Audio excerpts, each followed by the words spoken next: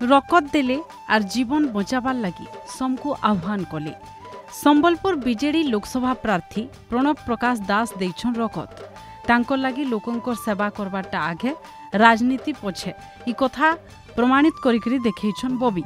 नेता नाई से लोकंकर सेवक हेकरी लोकंकर सेवा करबार लगी आसीछन बोलिकरी फिर घाय प्रमाणित करिछन प्रणव प्रकाश दास।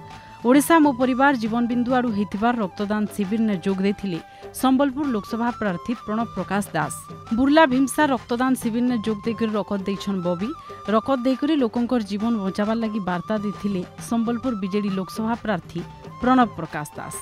रकत लगी जनता कहारीर जीवन नाई जाऊ आर सेतिर लगी सभे सतर्क रहमा बोलिकर से कहिथिले। रकतदान महापुण्य बोलिकर कहिछन प्रणव। लोकंकर सेवक हेकरी लोकंकर सेवा करबार लगी आमे आसीछु बोलिकर कहिछन लोकसभा प्रार्थी प्रणव प्रकाश दास।